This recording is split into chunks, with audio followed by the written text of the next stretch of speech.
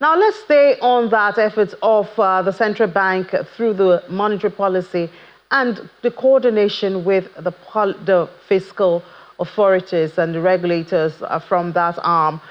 We've seen inflation being tackled by increasing interest rate, but the latest numbers they indicate that perhaps we rejoiced too early at the other time that we saw those inflation numbers. But let's discuss this with the former Deputy Governor of the Central Bank of Nigeria, Dr. Oku Nana, joins us from our Abuja studio. Dr. Nana, good afternoon, and thank you so much for your time. Thank you for inviting me. All right, Dr. Nana. So the coordination between the monetary and fiscal regulators of the economy has been a major topic. And a lot of people say, as fantastic as the reforms of this administration is, the lack of coordination or balancing seem to be taking some of those benefits away from the economy.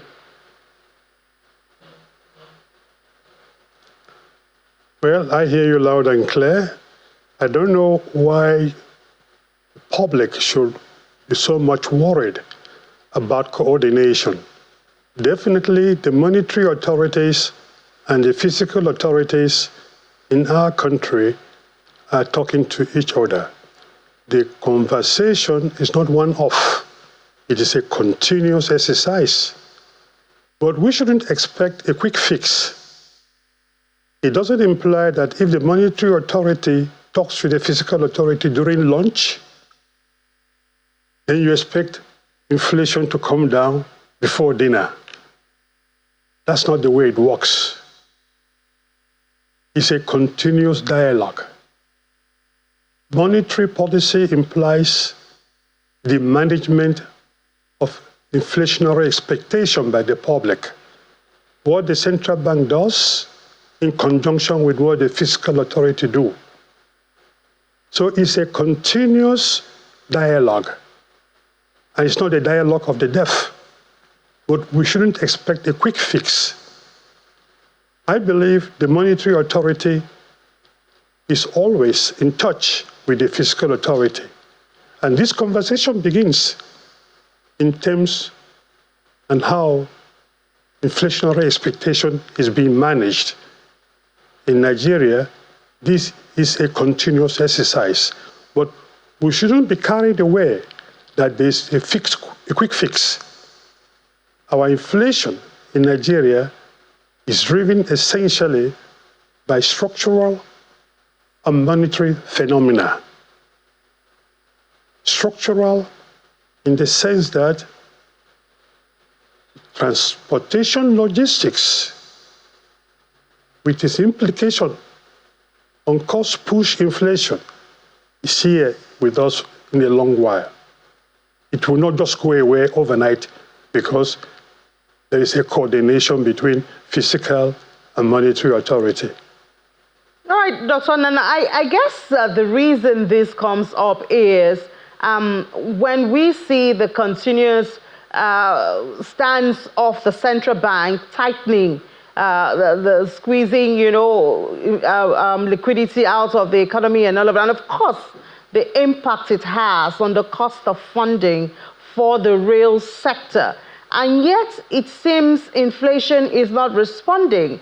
And so it makes people look to what is the cause of inflation, and then we trace it to a major one, food inflation, which we know, of course, is not for the central bank to handle, but we wonder, so if the central bank is tightening, what are they doing?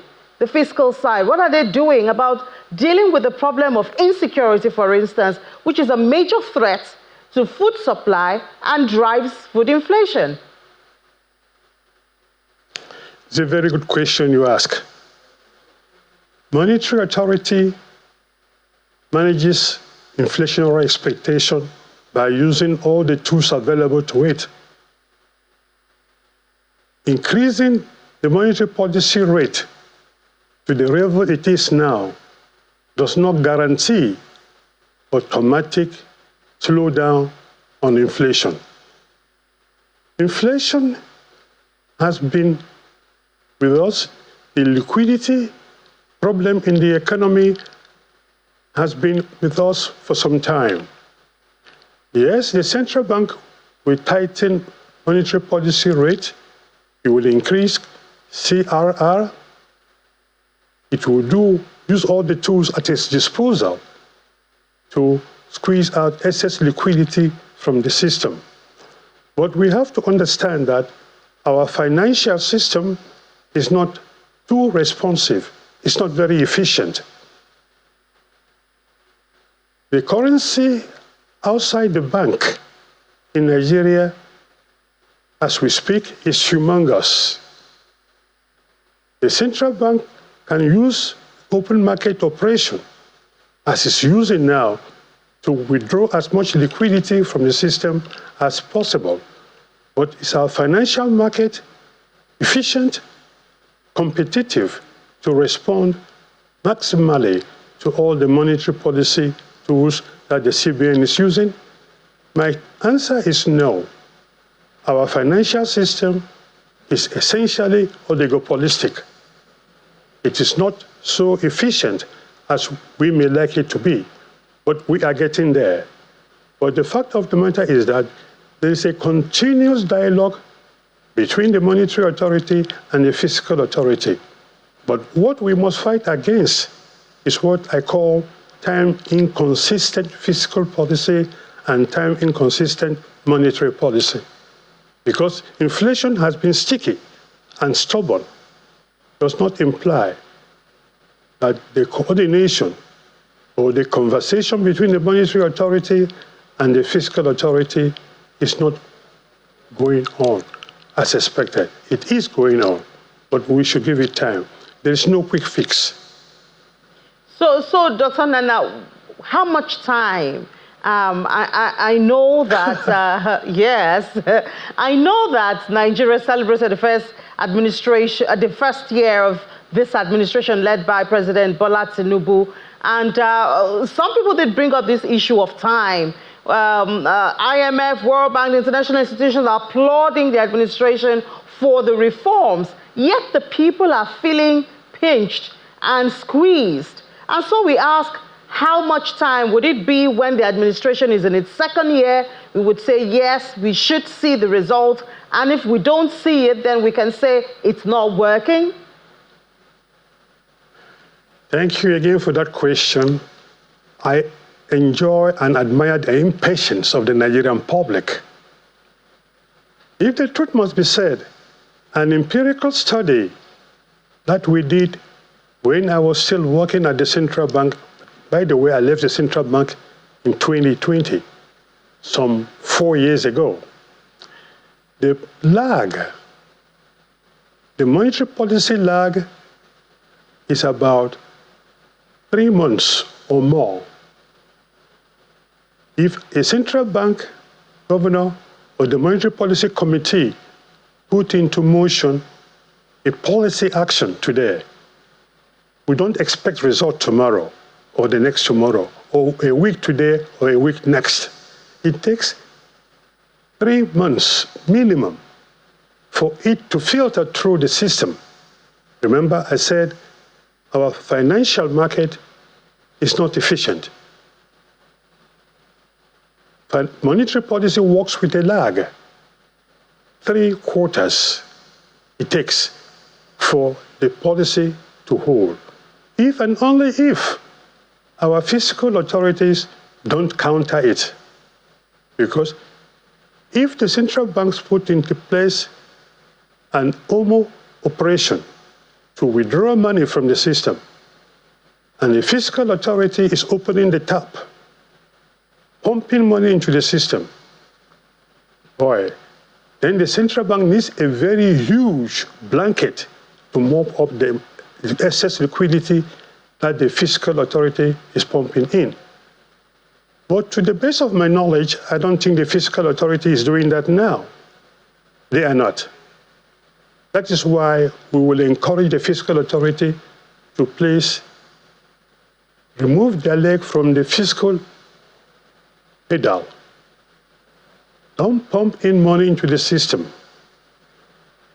Money being pumped into the system does the economy no good. No countries don't grow their economy, GDP, because you pump money into the system. It doesn't work that way. If it works that way, then what will happen is that every government will be printing money and distributing the money they have printed by helicopter.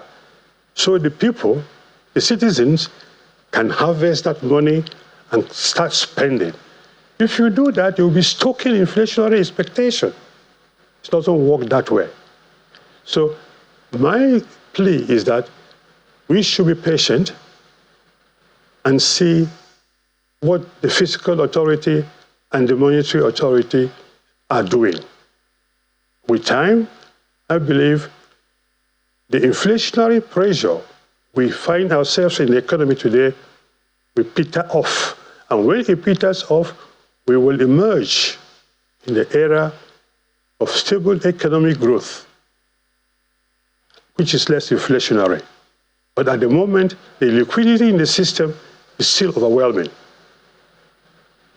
All right, Dr. Okunana, well, I guess your message to Nigerians, let's be patient. I wish you would give, should we be patient for a year to the end of 4 years? But I won't put you in that tight corner. Thank you so much for your time, former Deputy Governor of Central Bank of Nigeria. Your message is taken. We'll be patient and give the administration more time. But thank you for your thoughts.